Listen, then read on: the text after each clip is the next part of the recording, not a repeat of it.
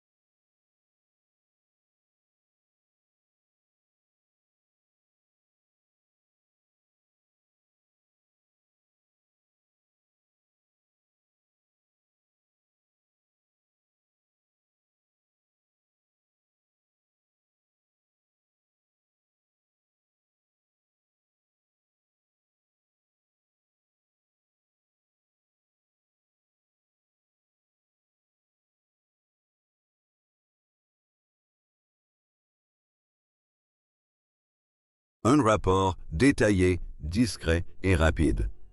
Depuis quelque temps, Charles avait remarqué quelque chose d'étrange. D'importantes sommes étaient transférées à une obscure société de conseil. On ne trouvait aucune trace claire de leurs activités. Par confiance, il avait fermé les yeux. À présent, il était déterminé à découvrir la vérité. Ses conseillers approuvèrent sans hésiter. L'audit commença immédiatement. Une équipe triée sur le volet d'auditeurs indépendants, sans aucun lien avec la famille royale, se plongea dans le fonds d'action sociale de la reine. Il s'agissait de sa plus importante œuvre caritative, axée sur la culture et les projets sociaux. Ils travaillèrent toute la nuit au château de Windsor. Au premier abord, les comptes semblaient impeccables. Ils obtinrent des financements pour des initiatives en faveur des enfants défavorisés, des projets de préservation du patrimoine et des événements caritatifs. Cependant, des failles apparurent, telles des fissures sous une surface lisse et brillante. Des fonds ont été détournés vers des projets menés par Tom Parker Bowles et l'entourage proche de Camilla. Des centaines de milliers de livres sterling ont été alloués à des événements organisés dans des restaurants liés à Tom. Tous étaient présentés comme des actions de promotion de la culture britannique.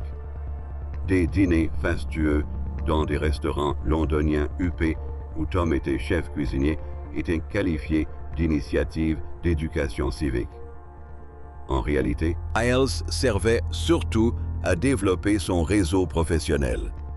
Plus habilement encore, une partie de cet argent a été utilisée par des groupes de pression politique.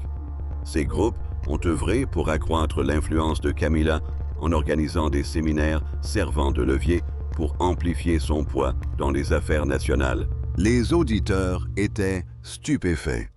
Ils ont constaté un virement de 50 000 $ vers une organisation dirigée par une amie proche de Camilla.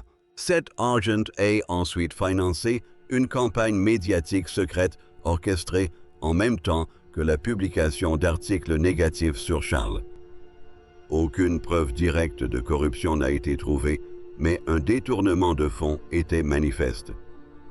Une organisation caritative était exploitée à des fins personnelles et politiques, ce qui contrevenait aux règles financières strictes de la famille royale.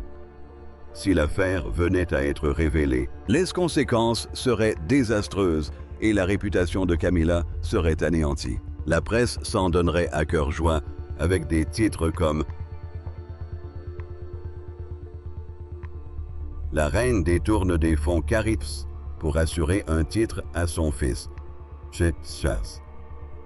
Des enquêtes parlementaires seraient ouvertes et le budget royal pourrait subir de fortes coupes. Cela pourrait mettre un terme à la carrière publique de Camilla et la transformer en une véritable figure controversée. Tom serait lui aussi emporté par la tempête. Un soir tard, Charles était assis seul dans son bureau. La faible lumière vacillait sur d'épaisses piles de papier. Il feuilleta le rapport, le cœur battant la chamade à chaque page. Sa raison le satisfaisait. Il avait trouvé l'arme parfaite pour faire céder Camilla. Mais au fond de lui, Charles était rongé par l'angoisse. En tant que roi, il aurait pu divorcer de Camilla, la déchoir de son titre et rompre tout lien avec elle dès l'instant où elle a lancé sa campagne contre lui. Pourtant, il a choisi de ne pas le faire. Dans son cœur, Camilla était son pilier.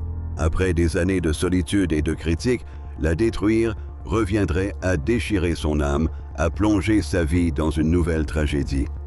Il voulait lui donner une chance de revenir sur sa décision.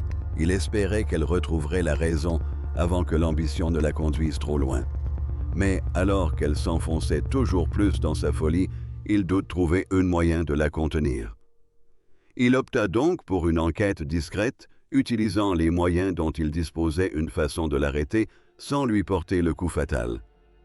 Par un après-midi pluvieux et maussade, sous un ciel londonien aussi gris que son humeur, Charles arriva à Clarence House à l'improviste. La pluie tambourinaille sur le toit de sa limousine noire et élégante. Il monta à bord, le manteau trempé, le visage marqué par la fatigue. Camilla était assise dans son salon privé, en train de lire un livre sur l'histoire royale. Comme si de rien n'était, la lueur du feu vacillait sur son visage, sans pour autant apaiser la tension palpable entre eux. Charles prononça son nom d'une voix grave et basse, s'asseyant en face d'elle sans y être invité. Il lui annonça qu'il était là pour lui adresser un dernier avertissement. Sa campagne leur nuisait à tous. Elle devait y mettre un terme immédiatement avant qu'il ne soit contraint d'agir. Camilla posa son livre, le regard froid, dénué de peur et de remords. Elle lui demanda s'il pensait que de vaines paroles suffiraient à la faire changer d'avis. Elle ne faisait que protéger Tom et elle-même. S'il acceptait de lui accorder le titre, tout cela cesserait. Maïs, s'il s'obstinait à s'accrocher à ses traditions désuètes, il ne devrait pas lui reprocher de persévérer. Son ton était calme, mais incisif.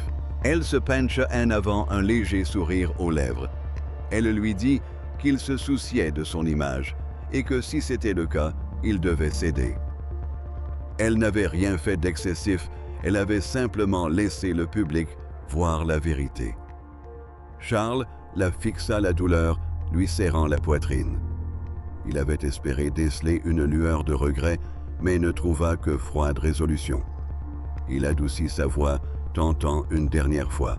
Il lui demanda si elle comprenait que cela n'avait rien à voir avec Tom ou la tradition. Il s'agissait d'eux, de la famille royale. Ces rumeurs les déchiraient, affaiblissant sa position. Il l'aimait, mais il ne pouvait pas la laisser tout détruire pour un titre.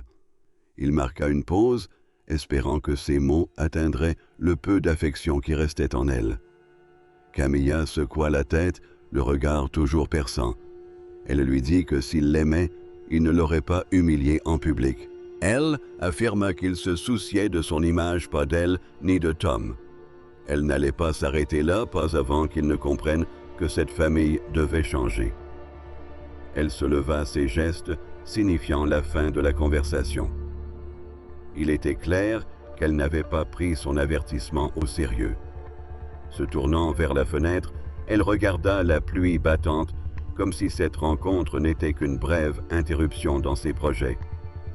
Aucun accord n'ayant été trouvé, Charles quitta la maison de Clarence, la colère et la frustration l'envahissant. Assis dans sa voiture, il regarda la pluie ruisseler sur le pare-brise et comprit qu'il ne pouvait plus attendre. Camilla était consumée par l'ambition et les mots n'avaient plus d'emprise. Il devait agir. Sur le chemin du retour vers Buckingham Palace, il appela son secrétaire particulier. Sa voix était résolue. Il leur ordonna de convoquer une réunion confidentielle avec le conseil privé. Ce soir-là, la réunion eut lieu dans une pièce isolée du château de Windsor. L'atmosphère froide et secrète était pesante. Les murs sombres éclairés seulement par la faible lueur de lustres anciens, donnant à la pièce des allures de tribunal clandestin. Seuls les membres les plus dignes de confiance du conseil furent invités, la princesse Anne, quelques conseillers conservateurs et des conseillers juridiques fidèles. Aucun compte-rendu officiel ne fut établi et aucun étranger ne fut admis. Tout devait rester confidentiel pour éviter les fuites. Charles était assis en bout de table, le visage sévère, sous la lumière vacillante, serrant contre lui l'épais dossier d'enquête. Il commença d'une voix calme, mais empreinte d'autorité. Il annonça aux dames et messieurs réunis qu'ils étaient confrontés à un grave problème interne. Il avait mené un audit des fonds caritatifs de la reine et les conclusions révélaient des irrégularités indéniables. Il fit glisser le dossier vers le centre de la table, laissant les membres l'examiner. Ils se penchèrent en avant, les yeux écarquillés de surprise et d'inquiétude. La princesse Anne haussa un sourcil et dit à voix basse que c'était plus grave qu'elle ne le pensait. Des fonds détournés vers les projets personnels de Tom et des activités de lobbying politique. Charles acquiesça en expliquant les détails. En effet, ces dépenses violaient les règles de transparence et pouvaient être considérées comme un abus de pouvoir. Si elles étaient révélées, la famille royale serait plongée dans un scandale, mais s'ils ne sauraient pas rendre cela public, cela leur nuirait à tous. Il a donc proposé une mesure disciplinaire discrète, réduire le rôle public de Camilla, confier la gestion des fonds à un comité de surveillance indépendant nommé par le Conseil et restreindre son accès aux budgets royaux et aux médias. La tension était palpable dans la salle. Les membres échangeaient des regards prudents et l'un d'eux prit la parole. Cela limiterait son influence sans provoquer de scandale public. Mais l'acceptera-t-elle demanda Charles d'une voix ferme. Elle n'aura pas le choix. Il s'agit de protéger la famille royale et non de punir une personne. Après une brève discussion, la proposition a été approuvée par consensus tacite. Aucun vote formel n'a eu lieu. Alors que Charles sortait de la réunion, un nœud se forma dans son estomac. Il avait soigneusement tendu un piège pour briser les ailes de Camilla. Pourtant, il ne pouvait se défaire de l'inquiétude que cette décision puisse briser définitivement leur mariage. Les jours suivants, Camilla commença à se sentir étouffée. Les invitations qu'elle recevait habituellement disparurent sans explication. Les réunions qu'elle présidait autrefois lui échappaient désormais. Elle minimisa d'abord ses petits affronts, les prenant pour de simples coïncidences. Mais un matin maussade, à Clarence House, sa secrétaire particulière arriva, le visage pâle et les mains tremblantes, portant une notification officielle. D'une voix à peine assurée, elle annonça que Buckingham Palace avait ordonné le transfert du Fonds d'action humanitaire de la reine à un comité de surveillance indépendant. Tous les projets liés à Tom étaient suspendus, Cindy. Camilla serra la lettre si forte que le papier se froissa. Ce fonds était le fondement soigneusement bâti de son influence et les événements organisés par Tom, autrefois florissants, étaient désormais au point mort. Elle s'approcha de la fenêtre et ne vit qu'un seul coupable, Charles. Sans tarde, elle contacta un allié discret au sein du conseil privé. Leur brève conversation confirma ses soupçons. Camilla sentit le sang se glacer dans ses veines. L'homme en qui elle avait jadis eu confiance avait transformé le système même qu'elle avait contribué à bâtir en armes pour l'étouffer. La fureur bouillonnait en elle. Elle quitta Clarence House en trombe et se rendit directement à Buckingham Palace. Elle fit irruption dans le bureau de Charles, la porte claquant derrière elle comme un coup de feu dans le silence. La secrétaire dehors sursauta. Charles leva les yeux, la surprise et l'épuisement se lisant sur son visage. Il commença à dire que ce n'était pas le moment, mais elle ne le laissa pas finir. Elle exigea de savoir ce qu'elle faisait là. Elle était là pour confronter l'homme qui l'avait ruinée, qui avait dilapidé ses fonds et suspendu les projets de Tom. Elle lui dit qu'il pensait qu'elle ne découvrirait jamais qu'il avait utilisé le conseil pour la trahir, l'effacer du palais. Son visage brûlait de colère et de douleur.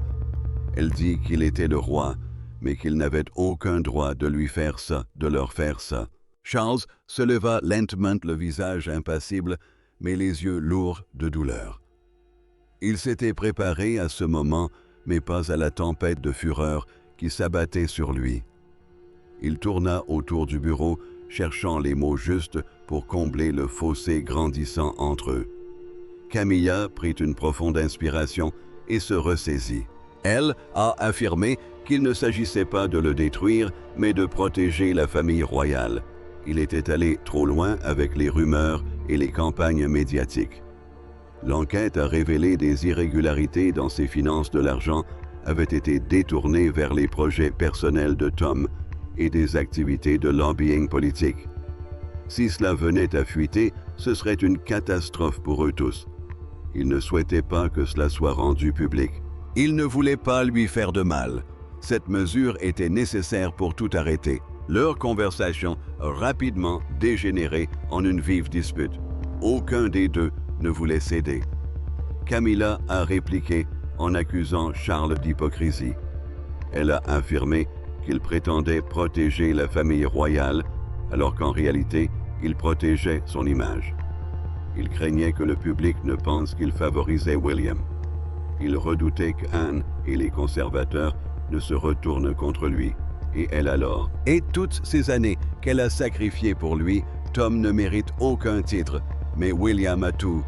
Sa voix se brisa des larmes, ruisselant sur ses joues. La voix de Charles s'éleva lasse et épuisée. Il lui a demandé si elle n'avait pas compris.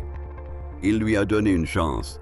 Il l'a avertie, mais elle a insisté, le forçant à agir. Il ne s'agissait pas de Tom ni de William. C'était une question de principe. Il lui tendit la main, mais elle la retira brusquement. Camilla recula, essuya ses larmes et son ton devint glacial. Elle lui dit qu'il avait fait d'elle son ennemi. Elle ne l'oublierait pas. Il le regretterait. Dans le silence de Clarence House, Camilla feuilletta son emploi du temps minimaliste, le cœur toujours plus lourd de solitude. Les rumeurs allaient bon train dans la presse et sur les réseaux sociaux concernant sa disparition. Les répercussions furent encore plus dures pour Tom. Le soutien de la famille royale s'est tari et ses partenaires commerciaux ont commencé à prendre leur distance. Camilla tentait de réconforter Tom, mais elle-même était dévastée. Il avait été son lien avec le monde extérieur, mais il était désormais la première victime. Un lourd fardeau pesait sur elle. Elle errait dans les longs couloirs de Clarence House, jadis symbole de son triomphe et de son amour, désormais prison dorée. Elle voyait clairement que Charles avait choisi une punition silencieuse et impitoyable. Il ne l'avait pas détruite, mais il l'avait écartée du pouvoir, la réduisant à une ombre dans l'histoire royale. Tard dans la nuit, assise seule près de la cheminée, elle repensait aux années passées, à s'élever d'une maîtresse discrète à une reine puissante et à retomber à présent dans l'oubli. Sa douleur était due à la solitude et à la trahison de l'homme pour qui elle avait tout sacrifié. Par une soirée d'automne brumeuse, Camilla se tenait près d'une fenêtre de Clarence House, contemplant les lumières scintillantes de Londres. Les immeubles imposants brillaient sous la bruine, mais lui paraissaient lointains et sans vie. Elle pressa sa main contre la vitre froide, son souffle embuant la surface, et comprit que ce n'était pas la fin. Elle avait perdu son statut, son influence, peut-être même son amour, mais une petite flamme continuait de brûler en elle. Elle n'avait pas tout à fait renoncé. Peut-être qu'un jour elle trouverait le moyen de revenir et de renverser la situation. Le jeu de la cour était simplement suspendu, attendant une nouvelle occasion.